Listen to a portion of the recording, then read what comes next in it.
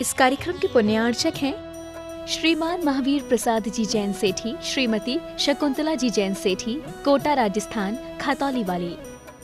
स्वर्गीय श्री नागराज सगरी स्मरणार्थ, Chinnas residency 32, Seshadri road, Ananda Rao circle, Bengaluru. Shrimati Shobha Nagaraj Sagari, Bengaluru. पुत्री सौभाग्य रेखा मोहन कुमार वडकुद्रे, दामाद श्री मोहन कुमार वडकुद्रे, पौत्री कुमारी निकिता मोहन कुमार वडकुद्रे, पौत्री कुमारी रचिता मोहन कुमार वडकुद्रे, कोल्हापुर। पुत्री सौभाग्यवती प्रतिभा सदन, दामाद श्री सदन कुमार, पौत्री अर्घ्या सदन, पौत्र आगम सदन, बेंगलुरु। पौत्री सौभाग्यवती सची देवी रवि कड़बी, दामाद श्री रवि कड़बी, पौत्र माहिन रवि कड़बी, पौत्री मनस्वी रवि कड़बी, बेंगलुरु। Shri Dinesh Sarvesh Akhilesh Patni, AUM capital, Kolkata.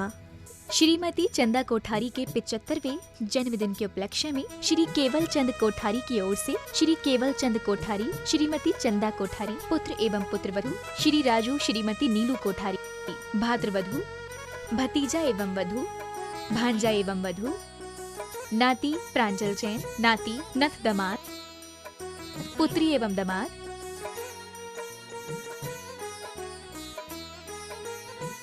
पुत्री एवं दामाद, बहनोता, नाती एवं बहू, नातिन, भाभी, भतीजी एवं दामाद, बहन। स्वर्गीय श्री सुरेश चंद जी जैन की स्मृति में धर्मपत्नी राजबाला जैन, पुत्र राजीव जैन, मनोज जैन, पुत्रवधू निधि जैन, लविका जैन, पौत्र सुवंश जैन, हर्षित जैन, पौत्री वंशिका जैन, मेघा जैन, योजना Bihar, Delhi 110092। Firm classic international, SR paper palace.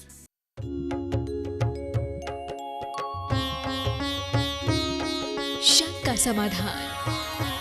बोलिए समन संघ देव नायक प्रातः स्मरणीय संत शिरोमणि परम पूज्य स्वादाचार्य गुरुवर विद्यासागर जी महामुनिराज की जय जय जय।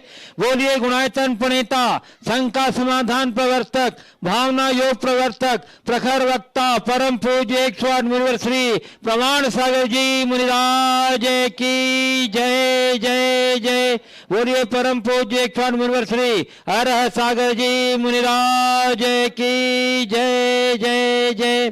प्रिय बंधुओं, जैसा कि आप लोग को विदित ही है कि पूज्य देव के पावन चरण द्रुत गति से 786 सम्य शिखर जी की ओर बढ़ रहे हैं और इस पावन क्रम में आज पूज्य देव का रात्रिकालीन विश्राम हजारीबाग नगरी से 32 किलोमीटर पूर्व बरही फॉरेस्ट गेस्ट हाउस के प्रांगण में है और वहीं से आज का संघ का समाधान कार्यक्रम प्रसारित हो रहा है। आज के संघ का समाधान कार्यक्रम में उपस्थित यहाँ सभी नागरिक बंधुओं का, सभी पदयात्रियों का और देश विदेश के विभिन्न स्थानों से गुरु दर्शनार्थ पधारे श्रद्धालुओं का तथा उन सभी दर्शकों, श्रोताओं और श्रद्धालुओं का जो घर बैठे आज के यहाँ से प्रसारित होने वाले संघ का समाधान कार्यक्रम को घर बैठे पारस चैनल, जनवाणी चैनल, प्रमाणिक ऐप के माध्यम से देख सुन आनंद ले रहे हैं, उन सबों का मैं श्रीमती चिंतामणि सवाई लाल जैन कन्नौज मुंबई परिवार पुण्यार्जक एवं महापद यात्रा संघ की ओर से हार्दिक हार्दिक अभिनंदन करता हूं।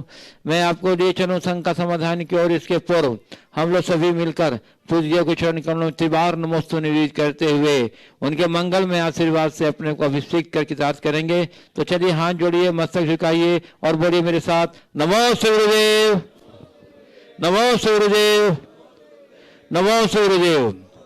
और जैसा कि बंधुओं आपको अवगत कराया जा चुका है कि आगामी 27 मार्च को प्रातः समय पूज्य देव का मंगल में भव्य प्रवेश हजारीबाग नगर में होने जा रहा है। बहुत विशाल रूप से वहां तैयारियां चल रही। हजारीबाग में उत्साह और उमंग का वातावरण अपूर्व है और ये प्रतिदिन यहाँ श्रद्धालुओं का तथा वहां से लगा हुआ है। और आगामी 4 अप्रैल को पूज्य देव का मंगल में प्रवेश अपने लक्ष्य की ओर शाश्वत शीत सम्मेद शिखर जी में होने जा रहा है, जिस पावन क्षण के साक्षी बनने पूरे देश और विदेश से हजारों की संख्या में लोग वहां उपस्थित रहेंगे। अपूर्व वातावरण होगा, अपूर्व वहां की महिमा होगी जब गुरुदेव की पावन चरण गगनभेदी नारों के मध्य शाश्वती सम्मिश्री शिखर पर पड़ेंगे। बंधुओं, आपने अभी तक मन नहीं बनाया है तो गुणायतन परिवार की ओर से आप सभी सादर आमंत्रित हैं। कृपया आप इस पावन क्षण के साक्षी बनने अवश्य शेष महेश शिखर जी पधारें और अपने आगमन की सूचना हमें अवश्य प्रदान करें, ताकि हम आपके यहाँ आवास, भोजन आदि सारी व्यवस्थाओं को सुनिश्चित कर सकें। चलिए, इसी के साथ अब मैं आपको लिए चलता हूँ संकल्प। इसके पूर्व एक सूचना आपको देना चाहता हूँ बंधुओं। जब पूज्य देव की प्रेरणा से कोडरमा के वो गौशाला के लिए श्री अभय पाटनी, ध्रुव पाटनी, प्रीति पाटनी बेंगलुरु निवासी ने अपने ध्रुव पाटनी के जन्म दिवस उपलक्ष्य में एक दिन की 5100 रुपये की राशि प्रतिवर्ष देने की अपनी स्वीकृति दी है। जोरदार करतल अभिनंदन। और चलिए, अब मैं आपको लिए चलता हूँ शंका समाधान की। हाँ, अब मैं प्रथम प्रश्न के लिए आमंत्रित कर रहा हूँ बंधुओं। जो पिछले 2 दिनों से कोडरमा के क्षेत्र में, 3 दिनों से कोडरमा के क्षेत्र में प्रतिदिन लगातार पुरदेव की सेवा में लगे हुए अपनी सेवा दे रहे हैं श्री अजय सिंह जी, जो पुलिस इंस्पेक्टर हैं कोडरमा के क्षेत्र के, वो बहुत ही समर्पण भाव से अपनी पूरी टीम के साथ अपनी सेवा प्रदान करें और शुद्ध शाकाहारी हैं और हमारे बिहार के आरा जिला के भोजपुर ग्राम के रहने वाले हैं। बंधुओं, आ जाइए, मैं उन्हें आमंत्रित कर रहा हूं कि पधारें। गुरु चरणों में नमन करते हुए, आशीर्वाद ग्रहण करते हुए अपना प्रश्न उपस्थित करें और उसके बाद तैयार रहेंगे। और यहाँ उपस्थित सभी पदयात्री, सभी श्रद्धालु उनके इस श्रद्धा भक्ति भाव का कर्ता ध्वनि से अनुमोदना करके उनका अभिनंदन करेंगे। Shri Ajay Singh ji, police inspector Koderma. उसके बाद तैयार रहेंगे हमारे अनिल नायक एडवोकेट। वंदन। और एक प्रश्न, जिस सेवा से मैं जुड़ा हूँ, जाने अनजाने में बहुत सारे कर्तव्य के दौरान कुछ ऐसे कार्य हो जाते हैं। कभी हम लोग सोचते हैं कि इसका क्या फल होगा, नहीं होगा। इससे हम लोग थोड़ा सा अपने को कभी कभी मन जो है उद्वेलित होता है। इसका समाधान गुरुजी दिया जाए। देखिए, पुलिस जैसे विभाग में आप काम कर रहे हैं, आपका उद्देश्य सेवा का है, जनता को सुरक्षा प्रदान करना है और ये एक बड़ा जिम्मेदारी भरा कार्य है। स्वाभाविक है, किसी प्रशासनिक दायित्व को पूर्ण करने में कई बार कई कठोर निर्णय लेने पड़ते हैं और ऐसे निर्णयों में कई बार कई लोगों के व्यक्तिगत हित प्रभावित होते हैं, पर इसमें उस प्रशासक का कोई दोष नहीं होता, क्योंकि प्रशासक ने सामूहिक हित की रक्षा के लिए कार्य किया है। इरादतन यदि आप किसी के व्यक्तिगत नुकसान के उद्देश्य से ही कोई कार्य करें, तब आप निश्चयतः पाप के भागी होंगे। लेकिन अपने दायित्व के पालन के अनुरूप आप अपना काम कर रहे हैं और उसमें किसी का हित बाधित हो रहा है, तो उसमें आपका कोई दोष नहीं। प्रशासन ऐसे ही चलता है, ईमानदारी और नैतिकता के साथ संवेदनापूर्वक कार्य करें। बस एक बात मैं आपके माध्यम से आपके विभाग में कार्य करने वाले सभी साथियों से कहूँगा, एक बात ध्यान रखें, जनता के लिए कानून है, कानून के लिए जनता ना हो। ये बात अगर मस्तिष्क में बैठ जाए तो आप और बेहतर प्रशासन दे सकेंगे, और यही कानून का उद्देश्य भी है। इसलिए इसे ध्यान में रख करके करें। और पिछले 3 दिनों में मैंने जो आपको देखा है, मुझे नहीं लगता कि आपको कुछ और बोलने की जरूरत है। श्री अनिल नायक एडवोकेट। वंदन। हाँ, और आपके साथ और भी साथी यदि पूछना चाहते हैं, आमंत्रित हैं। हाँ, मैं पुलिस इंस्पेक्टर उत्तम कुमार तिवारी, बरी थाना में वर्तमान में पदस्थापित हूँ। गुरुजी को सादर प्रणाम। ऐसी कोई शंका नहीं है, लेकिन कार्य के दरम्यान में बहुत कुछ बाधाएं उत्पन्न आती हैं। अनेकों कार्य करते हैं जिसमें किसी का हित साध नहीं पाते हैं। सर्वदा हिताय के सिद्धांत पर हम लोग काम करते हैं, फिर भी कहीं कहीं त्रुटि रहती है।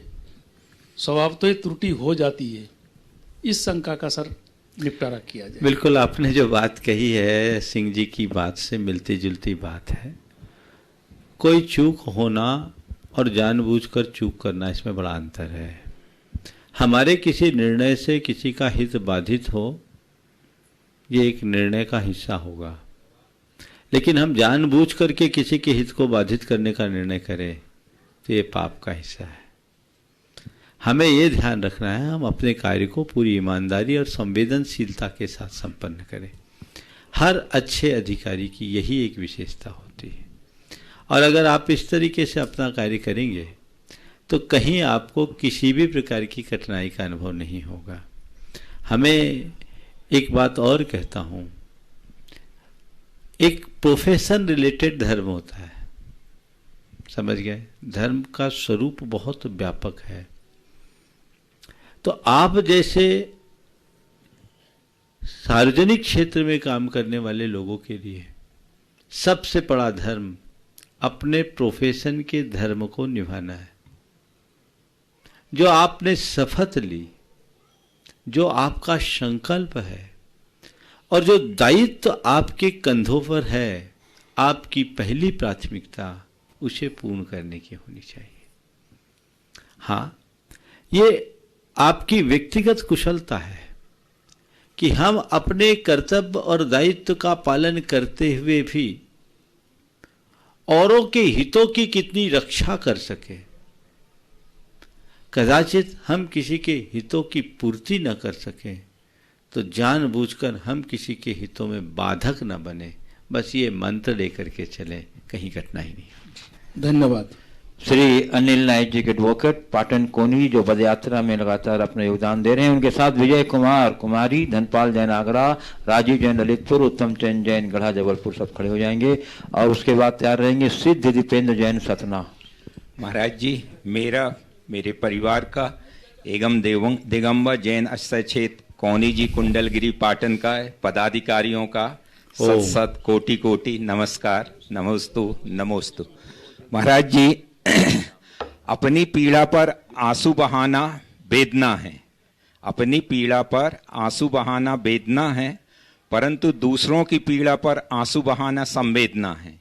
तो हम अपने भीतर उस संवेदना को कैसे विकसित करें, कृपया मेरी शंका का समाधान करें। अपनी पीड़ा को सहने का अभ्यास बढ़ाओ और दूसरों की पीड़ा को निकटता से महसूस करने का प्रयास करो।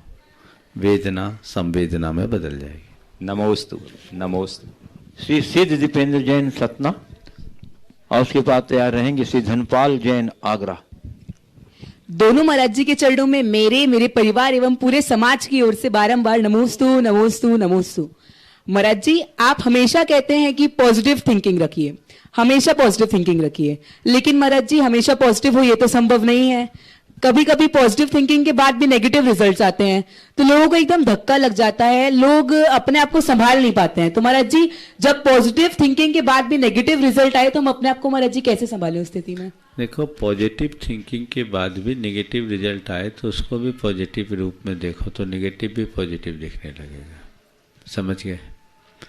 हम नेगेटिव को नेगेटिव गिन रहे हैं, इसका मतलब हमारी पॉजिटिविटी में कहीं ना कोई कमी। समझ गए? जो पूरी तरह सकारात्मक होता है वह नुकसान को भी नसीहत मान करके जीता है। समझ गए? इसलिए बी पॉजिटिव। नमस्ते महाराज। श्री धनपाल जी जैन आगरा पदयात्री हैं, जो प्रभात पदयात्रा में योगदान दे रहे हैं। उनके साथ सरदार सिंह जैन दिल्ली, अनिल नायक पठान, रमेश जैन सागर, विजय, जो भी साथी लोग हैं सब रहे। हाँ, पूरा ग्रुप है। मंच पर विराजमान यात्रा में भी अलग अलग ग्रुप है। दोनों गुरुवरों को तैयार रहेंगे साहू हजारीबाग। गुरुदेव, सारी उम्र तो कोई जीने की वजह नहीं पूछता, किंतु मौत वाले दिन सब पूछते हैं कैसे मरे। शंका का समाधान करें। बहुत सुंदर, बहुत अच्छा सवाल। जीने की वजह को कोई नहीं पूछता, पर मौत वाले दिन पूछते हैं कैसे मरे, क्योंकि पता है इसकी मृत्यु से ही उसका भविष्य जुड़ा है। समझ गए? आज की मौत उसके कल की कहानी लिखेगी। जो अच्छे से मरता है वही अगला जन्म अच्छा कर पाता है। इसलिए लोगों को भविष्य की चिंता ज़्यादा होती है, इसलिए उसके विषय में पूछते हैं कैसे मरे। पर मैं एक बात जरूर आप सबसे कहना चाहूँगा, जो ढंग से जीता है वही ढंग से मर सकता है। जो ढंग से जीता है वही ढंग से मर सकता है। जिसकी जिंदगी बेढंगी होती है उसकी मौत भी बेढंगी होती है। इसलिए ढंग से मरना चाहते हो तो ढंग से जीने का अभ्यास करो, तभी जीवन सफल होगा। नमोस्तु गुरुदेव। श्री नमोस्तु पीएन गुरुदेव। साहू हजारीबाग, उसके बाद तैयार रहेंगे श्री पीयूष छावड़ा झुमरी तिलैया। सदगुरु चरणों में सत सत नमन। हम लोग व्यवहारिक जीवन में दान करते हैं और दान करने का क्या महत्व है और कब करना चाहिए, कहाँ करना चाहिए, क्या सार्थकता है, इस पर कृपया देखिए, मार्गदर्शन करें। दान के संदर्भ में कहा जाता है दानम दुर्गति नाशनम। दान दुर्गति का नाशक है। आपने सवाल किया है तो अति संक्षेप में दान के संदर्भ में मैं आपसे 4 बातें करूंगा। सबसे पहले, दान क्यों करते हैं? पहला सवाल, दान किया जाता है, क्यों किया जाता है? दान करने के पीछे जो मूल प्रयोजन है वह केवल ये है कि आप लोग जो धन अर्जित करते हैं, धन के उपार्जन में किसी न किसी प्रकार से जीव हिंसा होती है, पाप होता है। ये तो संभव है कि नैतिकता और प्रामाणिकता से धन आप कमाएं, लेकिन धनोपार्जन में किसी न किसी प्रकार का पाप तो होता ही है। तो धन से के अर्जन में अर्जित पाप के प्रक्षालन के लिए दान करना चाहिए, नंबर 1। नंबर 2, अपनी धनासक्ति को कम करने के लिए दान करना चाहिए। जो दान करता है वो उदार होता है और जो दान नहीं करता वो धनांध बन जाता है, उसके मन में धन का मद आ जाता है।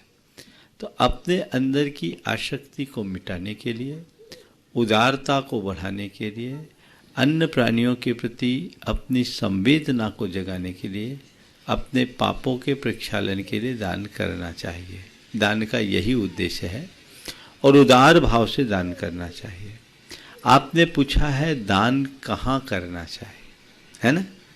तो दान का बड़ा व्यापक क्षेत्र है। दान के संदर्भ में इतनी ही बात समझो, जिससे स्व और पर का कल्याण हो, ऐसे कार्यों में दान देना चाहिए। चाहे वो मानवता की सेवा हो, राष्ट्र की सेवा हो, संस्कृति की रक्षा हो, धर्म की रक्षा हो, प्राणियों का कल्याण हो, उद्धार हो, किसी भी निमित्त से हम दान कर सकते हैं। ठीक है, चलिए। पुत्र श्री पीयूष छावड़ा, मातेश्वरी श्रीमती मीरा छावड़ा झुमरी तिलैया। नमोस्तु महाराज जी, नमोस्तु महाराज जी, नमोस्तु महाराज जी। महाराज जी, मेरा एक प्रश्न है कि कुछ कार्य हम पे जब बीतते हैं तो वो अच्छा नहीं लगता, लेकिन परिस्थिति जब हमारे सामने वैसी होती है तो हम स्वयं वही कार्य करते हैं जो हमें पसंद नहीं है। तो इसके लिए क्या करना चाहिए? देखिए, जानबूझ करके गलत काम करना अच्छी बात नहीं है। एक तो इच्छापूर्वक काम करना और एक काम करना पड़े, इसमें बड़ा अंतर है। हम काम करें, हमें काम करना न पड़े, ऐसा प्रयास करना चाहिए। कोई कार्य अगर हमारी इच्छा के विरुद्ध है और उसमें भी लोगों का हित है तो उसे स्वीकार लेना चाहिए, लेकिन जिन कार्यों में लोगों का हित साधित नहीं होता वो कार्य नहीं करना चाहिए। हाँ, मैं आमंत्रित कर रहा हूँ हमारे महापद यात्रा के संयोजक श्री रमेश, इंजीनियर रमेश जी जैन, जो गुणायतन के निर्माण मंत्री भी हैं, जो अपनी आगे के कार्यक्रम के बारे में भी सूचना देंगे। उसके बाद तैयार रहेंगे बंधु हजारीबाग से पूज्य गुरुदेव के पूर्व अवस्था के बड़े भ्राता श्री अनिल जी एवं भाभी श्री श्रीमती संगीता सेठी यहाँ उपस्थित हैं। मैं उन्हें सादर आमंत्रित करूँगा रमेश जी के बाद, और उनके साथ बिंदु पायल जी भी आ जाएंगे। मुंडीदेव के चरणों में परिवार नमोस्तु। महाराज श्री का सुबह यहाँ से विहार होगा और बिहार के बाद आहारचर्या नव सृजित प्राथमिक विद्यालय 4 माइल बरही में होगी, जो यहाँ से 11.25 किलोमीटर की दूरी पर है। और उसके बाद अपराह्न में बिहार सेंट पीटर स्कूल जीहू, जो कि 11 किलोमीटर की दूरी पर है। शंका समाधान दोनों जगह ही खुले में है। शंका समाधान शाम को शंका समाधान आपको सुबह जानकारी दे दी जाएगी, शंका समाधान कहाँ पर करना है। और जैसे कि अभी बाबा जी के माध्यम से आपको जानकारी मिली कि परम पूज्य मुनि श्री का भव्य मंगल प्रवेश हजारीबाग में जो होने जा रहा है, या मैं यूँ कहूँ कि उस पावन पुनीत धरा से एक ऐसी शख्सियत का मिलन होने जा रहा है जिन्होंने कभी अपना बालकाल की किलकारियां उस नगर में, उस गलियों में गूंजी थी। ऐसा एक भव्य मंगल मिलन उस धरा से परम पूज्य मुनिवर का होगा और उस देश के साक्षी बनेंगे हम आप सभी। मेरा निवेदन है 27 तारीख को परम पूज्य मुनिवर का प्रवेश हजारीबाग में बड़ी भव्यता के साथ होगा। हम सब उस दृश्य के साक्षी बनेंगे और जिस ऐतिहासिक क्षणों का हम सभी को इंतजार था वो घड़ियां निकट आ रही हैं। 4 तारीख को मुनि श्री का भव्य मंगल प्रवेश शाश्वती संवेद शिखर जी पर सुबह की मंगल बेला में होगा। हम सभी उस दृश्य का भी साक्षात्कार अपने नैनों से स्वयं करेंगे। जिन लोगों ने अपने आने की भावना मोबाइल के माध्यम से या अन्य माध्यम से दी है, वो गुड़ायतन के जो नंबर हैं उन पर जानकारी दे देंगे ताकि आप सभी की व्यवस्था के अनुसार, आपकी उपस्थिति के अनुसार आपकी व्यवस्था बनाई जा सकेगी। मेरा ऐसा आप सभी लोगों से नम्र निवेदन है। बोलिए परम पूज्य मुनि श्री प्रमाण सागर जी महाराज जी की। श्री अनिल जी, संगीता जी सेठी हजारीबाग और उनके साथ श्री बिंदु जी, पायल जी, बुजुर्गों के पूर्वावस्था के बड़े भ्राता श्री हैं, भाभी श्री हैं, लघु भ्राता बिंदु जी, पायल जी। नमस्ते। एक बार सच्चा ध्वनि से अभिनंदन कर दीजिए वंश। नमस्ते महाराज जी। इसके बाद तैयार रहेंगे संजय रश्मि मेरा हजारीबाग। नमस्ते महाराज जी। महाराज जी, लोग ये तो सोचते हैं कि धन पैसा इकट्ठा करो, बुरे वक्त में काम आएगा, लेकिन ये क्यों नहीं सोचते कि अच्छे लोगों के साथ बुरा वक्त ही नहीं आएगा। इतनी समझ में आई तो बात ही क्या हो। पर आज आप लोगों का थोड़ा बुरा वक्त आ गया है। ये बिल्कुल डैम के बाजू में एक कार्यक्रम चल रहा है और मैं देख रहा हूँ परिस्थितियाँ कार्यक्रम को आगे बढ़ाने के लायक नहीं दिख रही है ना। इसलिए आज के इस कार्यक्रम को आप लोगों का अंतराय समझिए। ये है, पहले बरी वालों को दे दो, तुम लोग तो यहीं रहोगे। बरी से श्री विनोद यादव, वासुदेव यादव, रघुनंदन गोप, हाँ। अमित जायसवाल, छट्टू गोप, सब खड़े हो जाए। एक जने प्रश्न पूछ रहे सामने। हाँ, और चौपारण से आए दे दो इसके बाद। हाँ। अजय राय, नीरज जैन, डिम्पू जैन। हाँ, ये जो नमस्ते गुरुदेव, नमस्ते गुरुदेव, नमस्ते गुरुदेव। मेरा नाम मुन्ना कुमार है गुरुदेव। मैं आपसे बहुत प्रभावित हुआ और प्रभावित होकर आज मैं पूरा परिवार शाकाहारी बना हूँ और मैं आपके साथ चल रहा हूँ। 4 तारीख को मैं शिखर जी भी पहुँचूंगा। बहुत सुंदर। गुरुदेव, हमारा एक बहुत छोटा परिवार है। मेरा जो प्रश्न है, ये हैं 2 एक बेटी और वाइफ हस्बैंड, मम्मी पापा दुनिया में नहीं है, लेकिन गुरुदेव आपस में थोड़ा सा असमंजस नहीं बन पाता है, खटपट होते रहता है, तो इसका क्या समाधान है गुरुदेव जी? आप मियाँ बीवी में खटपट नहीं होता तो मियाँ बीवी काहे के? ऐसे कौन से मियाँ बीवी जिसमें खटपट नहीं होता? लेकिन थोड़ी सोच को सकारात्मक करो और पूरे परिवार भर के लोग थोड़ा भावना योग करना शुरू कर दो, सारी खटपट दूर हो जाएगी। हाँ, ही के हमारे विनोद यादव और सभी जो साथी हैं, एक दोनों प्रश्न पूछ रहे, 1-2 जने, और उसके बाद चौपारण वाले तैयार रहेंगे। अजय राय, नीरज, डिम्पू जैन, प्रश्न 1 जने पूछ लेंगे। मेरा नाम छट्टू गोप। मुनि जी के चरणों में सादर नमस्कार, प्रणाम। और हम पूछना चाहते हैं कि गृहस्थ जीवन में आने के बाद आत्मा को परमात्मा से जोड़ करके देखने का रुझान इस समाज में आज ये रुझान बहुत कम दिखाई दे रहा है, इसका क्या कारण है? देखिए, गृहस्थी के जंजाल में व्यक्ति इस कदर डूब जाता है कि उसको पैसा और परिवार दिखता, परमात्मा का ख्याल ही नहीं रहता। तो फिर परमात्मा के साथ संबंध कैसे बने? समझ गए? जब तक दुनिया से नाता जुड़ा है तब तक अपने भीतर की यात्रा शुरू नहीं हो सकती। अंतर यात्रा के लिए व्यक्ति को चाहिए कि बाहरी संपर्क और संबंधों को सीमित करे। और मैं अगले प्रश्न के लिए आमंत्रित कर रहा हूँ श्री नवीन जैन पांड्या, झूमी तिलैया, जो संगीतकार भी हैं, बड़े कुशल और गीतकार भी हैं, संगीतकार भी हैं और गुरुचरणों के अनन्य भक्त भी हैं। और उसके बाद तैयार रहेंगे अपनी 4 पंक्तियों से प्रश्न करना। हाँ, हाँ। यजीवा तैयार रहेंगी श्रीमती ऋचा जैन, गुरुग्राम। बोली परम पूज्य गुरुदेव मुनि प्रमाण सागर जी महाराज की, परम पूज्य गुरुदेव अर सागर जी महाराज की। हम सब मिलके गाते हैं। हे गुरु ज्ञान का दान दो, हम सभी की यही प्रार्थना है। हे गुरु ज्ञान का दान दो, हम सभी की यही प्रार्थना है। दूर दुर्गुण सभी तुम करो, हम सभी की यही अर्चना है। धर्म रक्षा में हम प्राण दे, न अधर्मी कभी हम बने। धर्म रक्षा में हम प्राण दे, न अधर्मी कभी हम बने।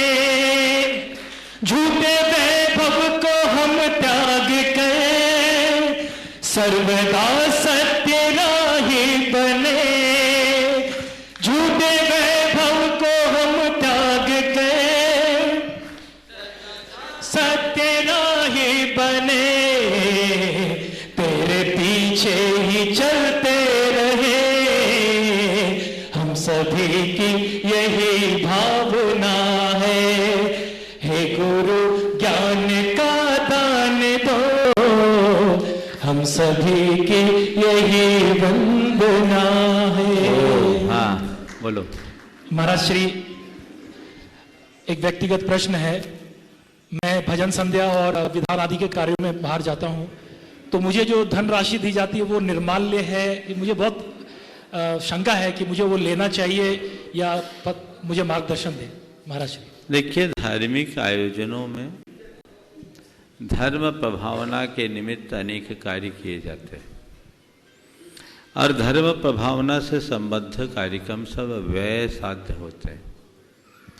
ऐसे कार्यक्रमों में आयोजकों को धर्म प्रभावना के निमित्त राशि एकत्रित करना चाहिए और धर्म प्रभावना के नाम से एकत्रित राशि का धर्म प्रभावना के कार्य में उपयोग करने में कोई निर्माल्य दोष नहीं लगता। लेकिन यदि वो मंदिर के मत का है, बोलियों का पैसा है, वो पैसा ऐसे कार्यों में लगता है तो ये ठीक नहीं।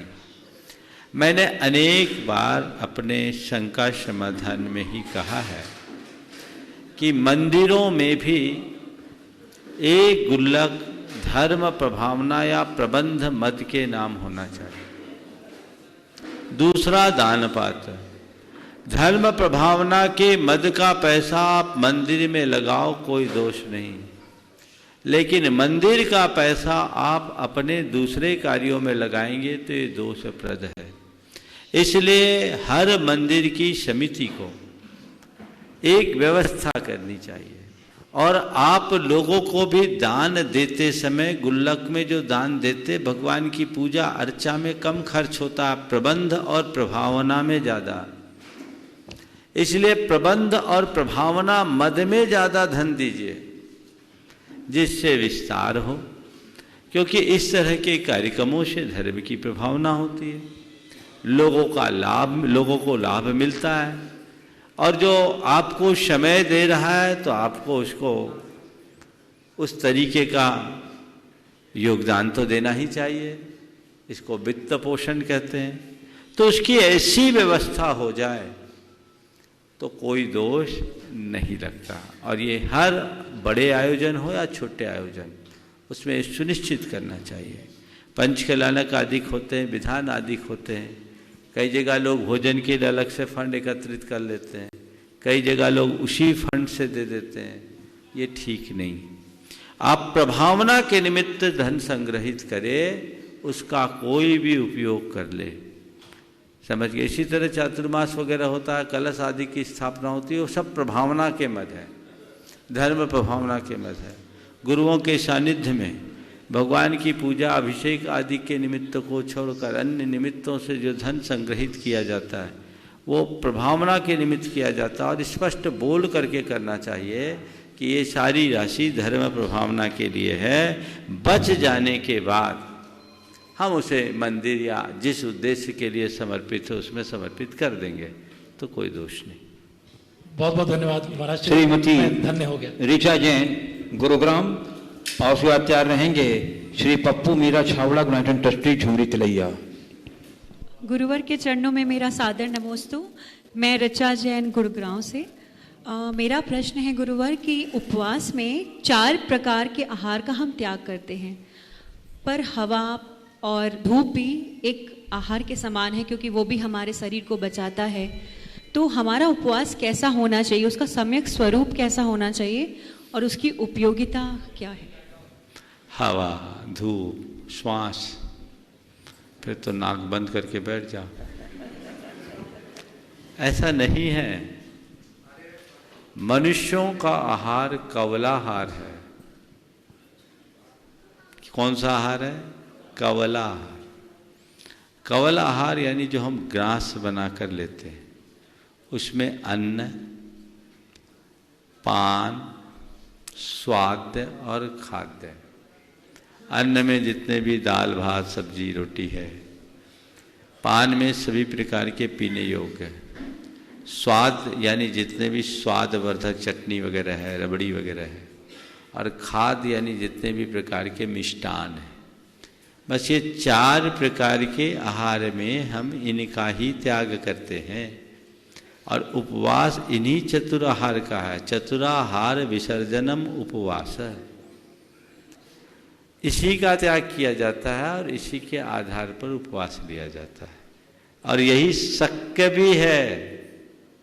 नहीं तो उपवास करने का मतलब तो फिर नाक भी बंद कर लो, मुंह भी बंद कर लो और कोई गड्ढे में घुस जाओ, तो वहीं दफन हो जाओगे, फिर बचेगा क्या?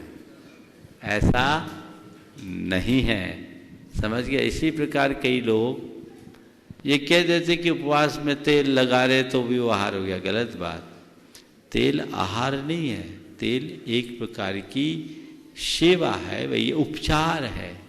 यदि किसी को कोई तकलीफ है, पीड़ा है, वो उसका उपयोग करता है, तो उपवास में दोष नहीं है, क्योंकि उपवास उसने 4 प्रकार के आहार के त्याग के रूप में किया है।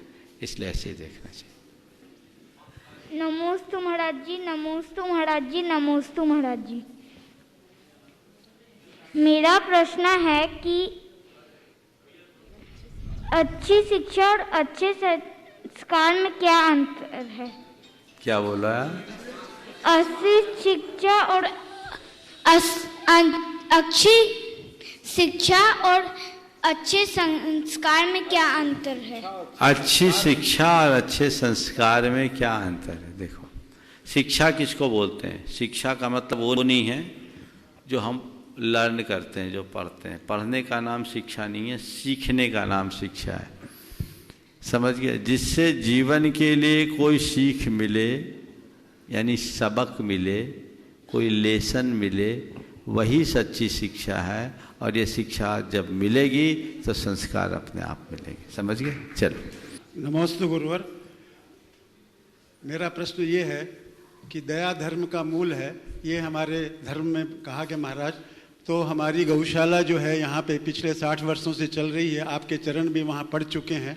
मैं पूज्य आचार्य विद्यासागर जी महाराज के चरणों में नमोस्तु करता हूँ। और मैं यह जानकारी देना चाहता हूँ कि दयोदय महासंघ ने भी हमारी गौशाला को सहयोग दिया है।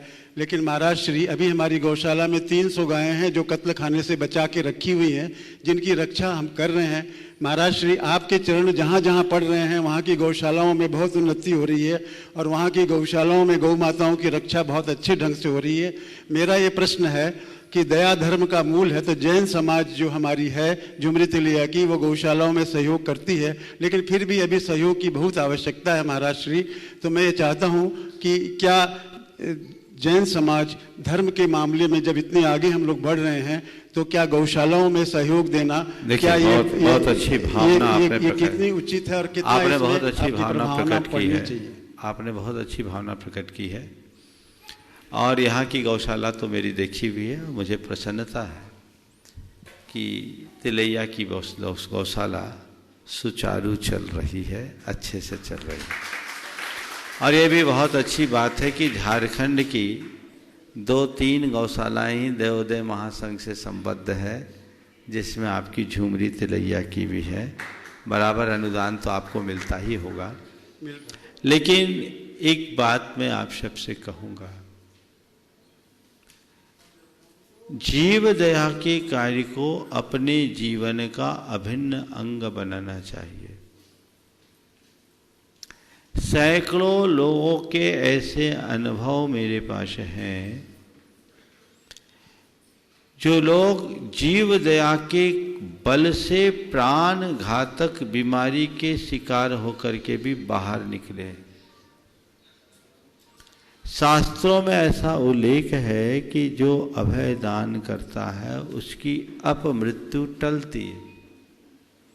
अब कोई की आयु ही अल्प हो तो बात अलग है, लेकिन ऐसे अनेक प्रसंग है। मैंने इस मंच से अनेक बार इस विषय में बात की है। तिलैया के लोग भी बहुत सारे लोग जुड़े हैं, मुझे ध्यान है चातुर्मास में भी बहुत सारे लोग संकल्पित हुए थे।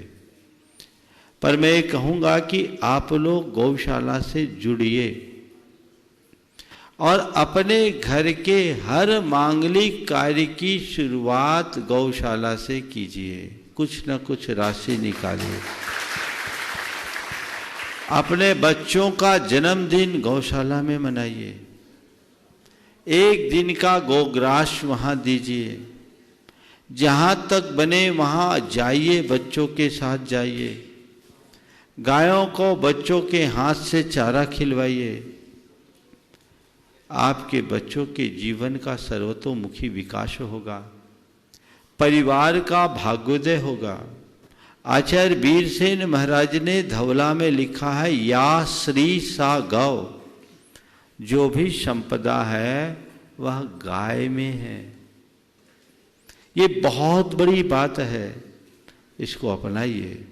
और एक और प्रयोग की बात कह रहा हूं, जितने डिप्रेशन के शिकार हैं, एंजाइटी के शिकार लोग हैं, वो रोज आधा घंटा गौशाला जाए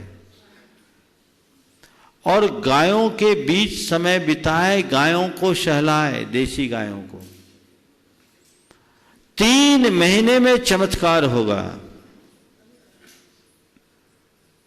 सुसाइड का अटेम्प्ट करने वाले लोग भी इससे बचकर बाहर निकले हैं। तो जुड़ाव होना चाहिए। आप गौशाला की व्यवस्था देख रहे हैं। मैं चाहूँगा समाज के और कर्मठ और सक्रिय उत्साही लोगों को आप अपनी टीम में जोड़ें। समाज की सहभागिता हो, समाज प्रमुखता से उसमें आगे आए और अन्य लोगों को भी इससे जोड़ करके गौशाला को आगे बढ़ाएं। इसमें किसी प्रकार की कमी न हो, ऐसा प्रयास होना चाहिए। अभी सभी गौशालाओं में हमने जहाँ जहाँ भी हमारा प्रवास हुआ 51-51 रुपये की राशि देने का मैंने लोगों से कहा और लोग दिए। और हर जगह की साल भर की 365 सदस्यों की ज़रूरत थी। कई जगह हजार सदस्य तक नाम लिखा गए। आप लोग भी एक योजना बना सकते हैं। लोगों से संपर्क कीजिए। कल का शंका समाधान भी आपकी झुमरी तिलैया में ही है। अच्छा हुआ आपने आज ही भूमिका बना दी।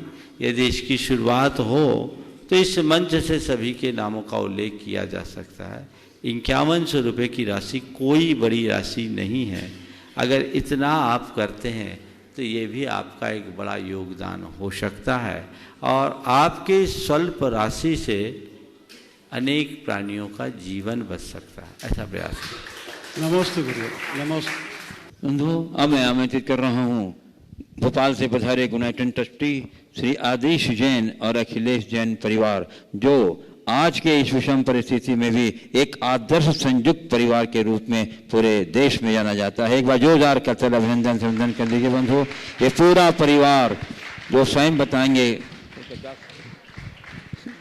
श्री आदेश जी और अखिलेश जैन परिवार। कोई एक जन पूछना। हाँ, उसके बाद तैयार रहेंगे अकलेंद्र श्री राजेश सेठी सरिया। गुरुदेव के चरणों में सादर नमोस्तु। और गुरुदेव के सामने आने के बाद या गुरु के आशीर्वाद से कोई शंका बचती नहीं है। मैं तो गुरुदेव से सिर्फ ये आशीर्वाद देना चाहता हूँ, जिस तरह आज मेरा परिवार एक सामूहिक है, मेरा परिवार ऐसा क्या प्रयास करे कि समाज में भी सब लोग इसी तरह सामूहिकता से रहें। आज सिर्फ 22 लोग भोपाल से मेरा परिवार के यहाँ हैं। अच्छी बात है। ये 3 भाई हैं, माता पिता नहीं है, तीनों भाइयों में ये ज्येष्ठ हैं, लेकिन आज भी इन 3 भाइयों के कितने लोगों का परिवार? 27 लोगों का परिवार एक चूल्हे में भोजन कर। गरीब आदमी है महाराज जी, दूसरे चूल्हा खरीदने के पैसे नहीं है। बहुत गरीब लोग हैं हम, दूसरा चूल्हा खरीदने के पैसे नहीं है। मैं चाहता हूँ भगवान आपको ऐसा ही गरीब बनाए रखे और दूसरा चूल्हा आए ही नहीं। आशीर्वाद। नमोस्तु नमोस्तु नमोस्तु। राजेश सेठी सरिया और उसके बाद तैयार रहेंगी श्रीमती आशा विनायकिया अपने पूरे समाज के सदस्यों के साथ। नमोस्तु गुरुदेव, नमोस्तु गुरुदेव। गुरुदेव, जन्म और मृत्यु अब महंगे होते जा रहे हैं। सीजरियर के बिना कोई आता नहीं और वेंटिलेटर के बिना कोई जाता नहीं। ऐसा सुंदर, बहुत अच्छी बात है। जन्म और मृत्यु दोनों महंगे हो गए, पर ये जन्म और मृत्यु मनुष्यों के लिए महंगे है, गैरों के लिए नहीं। और बताऊं, मनुष्यों में भी 5 सितारा सुविधाओं में जीने वाले लोगों के लिए ज्यादा महंगी है, साधारण झोपड़पट्टी में रहने वालों के लिए। सही है। इसका अर्थ क्या है? इसका अर्थ केवल इतना है, जो प्रकृति से जितना दूर भागता है उसके जीवन में उतनी विकृति आती है। यदि हम अपने आप को प्रकृति से जोड़कर चले तो हमें इस प्रकार की स्थिति से गुजरना नहीं पड़ेगा। इसलिए आज भी वक्त है, संभल कर जिए, अपनी जीवन शैली को व्यवस्थित करें ताकि जन्म भी प्राकृतिक हो और मौत भी प्राकृतिक हो। ये प्रयास है। नमोस्तु गुरुदेव, नमोस्तु। श्रीमती आशा विनायकिया हजारीबाग, उनके साथ जो हजारीबाग। नमोस्तु महाराज श्री, नमोस्तु। उसके बाद तैयार रहेंगी श्रीमती निशा सुनील छावड़ा झुमरी तिलैया। महाराज श्री, मैं 4 लाइन तो मैं ओम, अभी हजारीबाग आने में देर है, 2 लाइन बोलो जल्दी। इसीलिए तो खुशी है महाराज श्री। हाँ जल्दी बोलो। हाँ, हम लोग सब में ऐसा चल रहा है वहां की बस सपने ही देख रहे हैं महाराज श्री। हम लोग महाराज श्री, ऐसा है कि वर्णी जी का नाम जिनेन्द्र वर्णी, गणेश प्रसाद वर्णी या 2-4 नाम ही जैसे उनके है, तो क्या उनको वर्णी जी उपाधि मिली या क्या क्या नाम उनको मिला? देखो, वर्णी का मतलब होता है साधु। साधु के अर्थ में वर्णी शब्द का प्रयोग होता है। चूंकि मुनि के रूप में प्रसिद्ध है, ऐसे देखा जाए तो मुनि, वर्णी, साधु, महंत, भदंत, ये सब साधु के अर्थ में ही आते हैं। तो चूंकि ये लोग भी साधु तो थे, क्षुल्लक थे, कुछ ब्रह्मचारी के रूप में भी साधक थे, तो साधु थे। तो ये सहजानंद वर्णी, गणेश प्रसाद वर्णी, जिनेन्द्र वर्णी, दीपचंद वर्णी, ऐसे कुछ वर्णी थे। ये उस युग की बात है जिस युग में ये मुनि नहीं बन पाए, पर साधक थे। समाज में इनकी अच्छी प्रतिष्ठा और प्रभावना भी थी, इसलिए लोग मुनि न कहकर इन्हें वर्णी के रूप में सम्मान दिए, आदर दिए। नमोस्तु महाराज।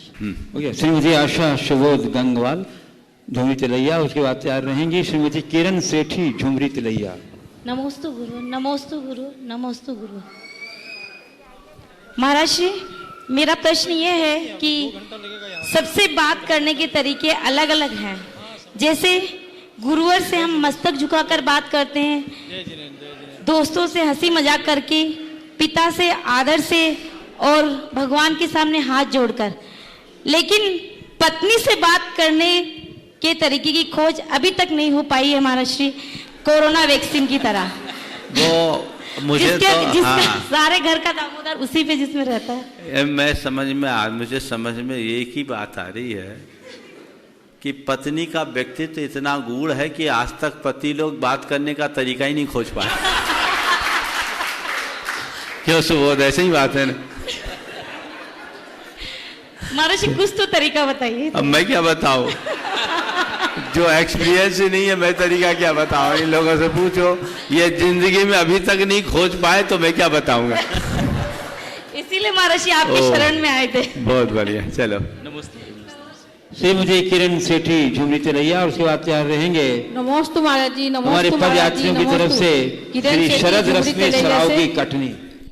महाराज श्री, मैंने आपके मुंह से सुना था कि जहाँ बार बार उपेक्षा मिलती है उस रास्ते को छोड़ देना चाहिए, लेकिन गांठ नहीं बांधना चाहिए। पर ये चीज अपने ही लोगों की बीच होता है, तो ऐसी स्थिति में क्या करना चाहिए? देखिए, बार बार उपेक्षा हो रही है, अपने ही बीच हो रही है, हमारे पास कोई उपाय नहीं है। अपेक्षाएं कम करके तटस्थ हो जाए।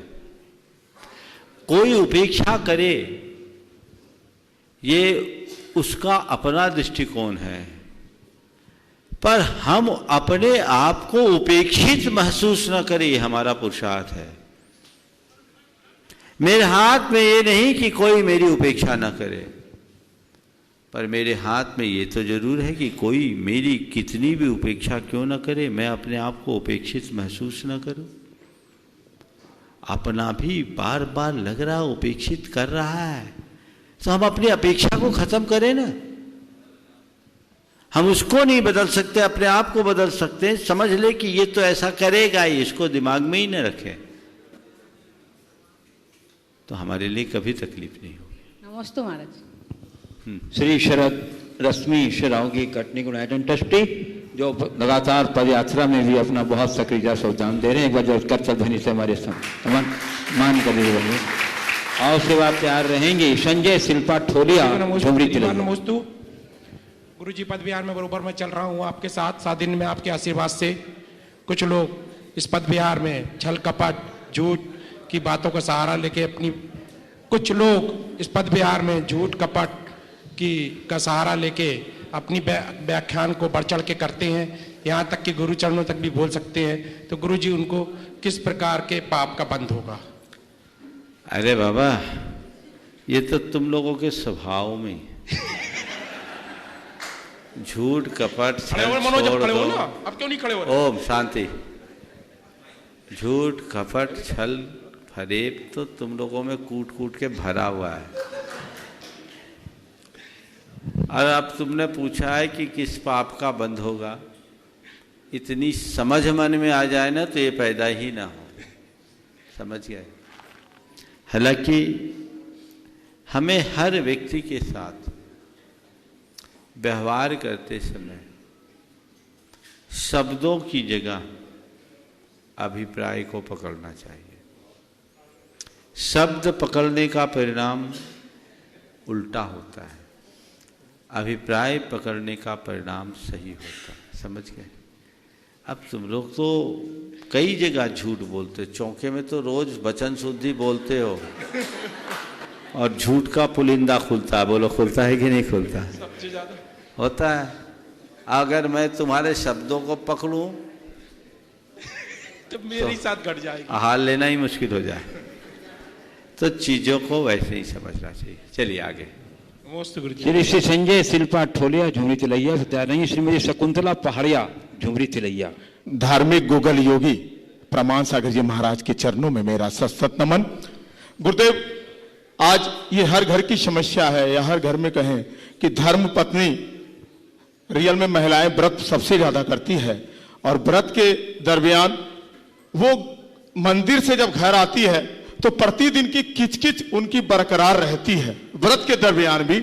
तो क्या वो किचकिच उनके व्रत के साथ में क्या उनको लाभ देगी, या वो किचकिच उनके लिए ज्यादा नुकसान होगा? ये बताओ, धर्म पत्नी व्रत करके आती है तो पति का कर्तव्य क्या है? बोलो, पत्नी को परेशान करना या उसे रिलीफ देना? क्या करते हो? मैं एक दाम्पत्य जीवन की मधुरता का एक सूत्र दे रहा हूं। दे दूं?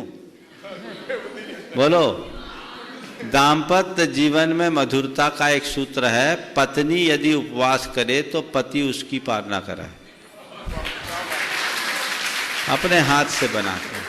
और जिस दिन पत्नी उपवास करे उस दिन किचन पति संभाले। इतना सहयोग तो करना चाहिए, कोई ठेका थोड़ी है। और ये पतियों को करना चाहिए, सीखना चाहिए। एक रिसर्च हुआ है कि जो दंपति मिलकर के रसोई में काम करते हैं उनके दाम्पत्य में मधुरता बनी रहती है। ये रिसर्च है, समझ गए ना? आज ये लोग बहुत खुश हो रही हो। गुरुदेव मैं इसमें शामिल हूं, ऐसा नहीं है, मैं इसमें शामिल हूं। तो ये चीजें होनी चाहिए। और ऐसे भी देखो, एक बात आपको कह रहा हूं, हमारी समाज में महिलाएं व्रत उपवास बहुत करती है, पुरुष सब निश्चिंत है क्योंकि ये मोक्ष का ठेका लेके जन्मे हैं। इनको व्रत उपवास की आवश्यकता ही प्रतीत नहीं होती। तो भैया कम से कम तो खुद व्रत उपवास नहीं कर पा रहे हो तो उनके व्रतों की अनुमोदना तो करो। उस दिन व्रत उपवास में आरंभ रहित होना चाहिए। कोशिश ऐसी करो कि जिस दिन किसी ने व्रत किया है तो उसे गैस भी न जलानी पड़े। भोजन बनाने की बात तो बहुत दूर की है। और आप सुविधा दो या फिर एक दिन रूखा सूखा खाओ, ऐसी व्यवस्था क्यों नहीं बन सकती? और ये व्यवस्था बहुत जरूरी है। ओ बस एक की अनुमति, आगे चलो। नमोस्तु महाराज जी। दोनों गुरुओं के श्रीमती चरणों में बारंबार नमस्ते। शकुंतला पहाड़िया, उसके बाद तैयार रहेंगे महाराज जी। बचपन में मैं देखा करती थी कि दादी और उनकी हम उम्र जो भी महिलाएं थी वो बहुत पूजा पाठ करती थी और पूरी तन्मयता से हम लोग को बिठा के सुनती थी। हम लोग सुनाते थे उनको, क्योंकि वो अनपढ़ थी, पढ़ी लिखी नहीं थी, लेकिन उनमें इतनी श्रद्धा थी कि वो घंटों हम लोग से सुन के भी इधर उधर उनका मन नहीं भटकता था। आज महाराज जी हम लोग के पास सब सुविधा है, साधु समागम है, हर कुछ सुविधा होते हुए भी वो श्रद्धा वो भक्ति हम लोग अंदर में क्यों नहीं जगा पाते? जबकि हम लोग संगीत भजन कीर्तन इतना करते हैं, नाच कूद, फिर श्रद्धा की कमी तो महाराज जी वैसी मुझे नहीं दिखती है। महाराज जी बताएं कि श्रद्धा को कैसे प्रगाट करें? इसकी वजह बताऊं, फिर श्रद्धा बढ़ाने की बात आपने कहा कि पहले के लोग पढ़े लिखे नहीं थे, है ना? एक ही पंक्ति में कहता हूँ, पहले के लोग पढ़े लिखे कम, समझदार ज़्यादा थे। आज के लोग पढ़े लिखे ज़्यादा, समझदार कम हो गए। अब रहा श्रद्धा को बढ़ाने की बात, बुद्धिवाद से बाहर निकलना होगा। मनुष्य के जीवन में बुद्धि वितर्क उत्पन्न करके नीरसता ले आती है।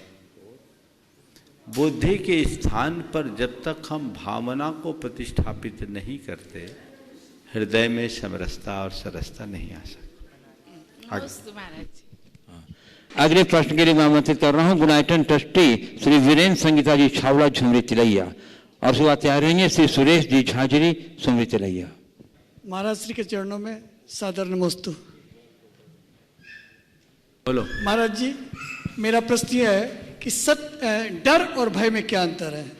डर और भय में, डर और भय में उतना ही अंतर है जितना प्रश्न और शंका में। नहीं, डर लगता है और भय सताता है। बिल्कुल ऐसे ही होता है, प्रश्न उठता है और शंका की जाती है। चलिए, बोले परम पूज्य आचार्य गुरु श्री विद्यासागर जी महाराज की जय। बोले मुनि श्री प्रमाण सागर जी महाराज की जय। बोले मुनि श्री अरह सागर जी महाराज की जय।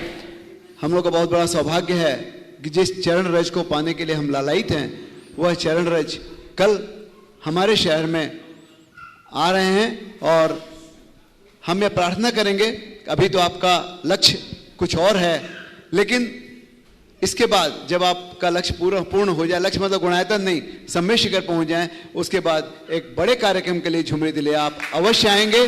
और झुमरी तिलैया वासी विशेष रूप से मुझे यह बताएंगे और सभी को, खासकर युवा वर्ग को, हम सबका चारित्रिक उत्थान, मैं समझता हूँ बड़े जरूर हो रहे हैं, लेकिन चारित्रिक उत्थान उस क्रम में नहीं हो रहा है। सब किस प्रकार कर सकें, निर्देश। बहुत अच्छा सवाल आपने किया, हमारा चारित्रिक उत्थान कैसे हो? वस्तुतः चारित्रात्मक विकास ही हमारे जीवन का वास्तविक विकास है। और इसके लिए लोगों को सचेष्ट रहना चाहिए। मैं देख रहा हूँ 20 साल, 25 साल, 30 साल से लोग एक ही क्लास में, जबकि स्कूल की पढ़ाई में हर साल आपकी क्लास बदल जाती। जो व्यक्ति जहाँ है, जिस अवस्था में है, उस अवस्था से उसे आगे बढ़ने का मनोभाव रखना चाहिए, उत्तरोत्तर बढ़ना चाहिए। और इसकी शुरुआत सबसे पहले व्यसन मुक्ति से होनी चाहिए। व्यसन से तो मुक्त होना ही चाहिए। ये व्यसन हमारे जीवन का कलंक है। हर व्यक्ति को, खासकर उन लोगों से को जो धार्मिक कहलाते हैं, जो साधु संतों के संपर्क में रहते हैं, सानिध्य में रहते हैं, उनकी नैतिक जिम्मेदारी है कि वे अपने आप को व्यसन और बुराइयों से मुक्त करें। और जो व्यसन बुराइयों से मुक्त हो गए, वे कुलाचार के पालन में दृढ़ रहे। ये दूसरा चरण है। हमारा कुलाचार पक्का होना चाहिए। आजकल तब लोगों का मस्तक शर्म से नीचा हो जाता है जब जैनी लोग खुद कुलाचार की खुली धज्जियां उड़ाते हैं। आज ऐसी विडंबना होने लगी कि अब जैनों के विवाह आदि के समारोहों में दिन में खाने वाले लोगों का टोटा होने लगा है। ये किस बात का द्योतक है? और अन्य प्रकार के अनाचार भी दिनों दिन फैलने लगे हैं। इन्हें हमें रोकना होगा। कुलाचार के प्रति प्रतिबद्धता बढ़ानी होगी। आधुनिकता के नाम पर जितनी भी विकृत परंपराएं घरों में प्रविष्ट हो गई हैं, उन्हें तत्परता से रोकना होगा। और फिर धीरे धीरे हम जितना बने, जैन धर्म में तो चारित्र के विकास के लिए 1 से 14 गुण स्थान है। बढ़ो, जितना बढ़ सको बढ़ो। तुम गृहस्थों के लिए 1 से 11 प्रतिमा है। बढ़ो जितना बढ़ सको, जहां वहां मत थमो, आगे बढ़ो। अपने मनुष्य जीवन के उत्थान का लक्ष्य रखो, तब कुछ सार पाएंगे। अनंत जीवन हमने यूं ही बिता दिया, कहीं ऐसा ना हो कि ये जीवन भी व्यर्थ होकर विनष्ट हो जाए। ये सोच अपने मन में होनी चाहिए। और ऐसा भाव जब अंदर से हिलोर मारता है तो आत्मा में अपने आप ललक प्रकट होती है और व्यक्ति आगे बढ़ते हैं। ऐसे भाव जगने चाहिए, जीवन आगे बढ़ना चाहिए। समय आप सबका हो गया, यहीं पर विराम। बोलिए परम पूज आचार्य गुरुवर श्री विद्यासागर जी। बोलिए परम पूज्य प्रमाण सागर जी महाराज की।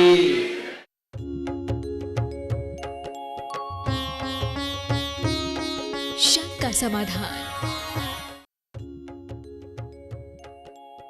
इस कार्यक्रम के पुण्यार्चक थे श्रीमान महावीर प्रसाद जी जैन सेठी, श्रीमती शकुंतला जी जैन सेठी, कोटा राजस्थान, खतौली वाली।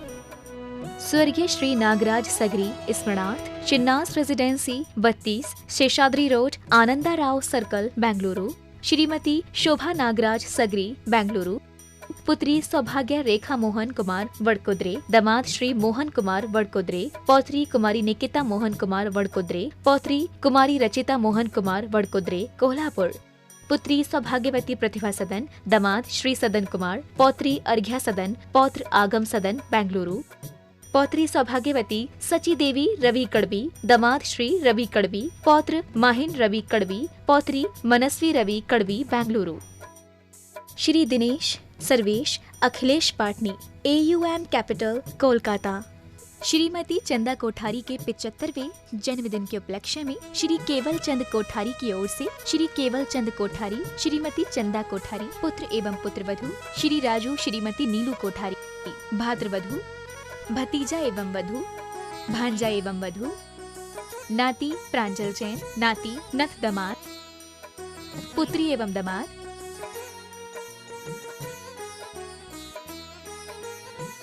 पुत्री एवं दमाद, बहनोता, नाती एवं बहू, नातिन, भाभी, भतीजी एवं दमाद, बहन। स्वर्गीय श्री सुरेश चंद जी जैन की स्मृति में धर्मपत्नी राजबाला जैन, पुत्र राजीव जैन, मनोज जैन, पुत्रवधू निधि जैन, लविका जैन, पौत्र सुवंश जैन, हर्षित जैन, पौत्री वंशिका जैन, मेघा जैन, योजना Bihar, Delhi 110092। Firm classic international, SR paper palace.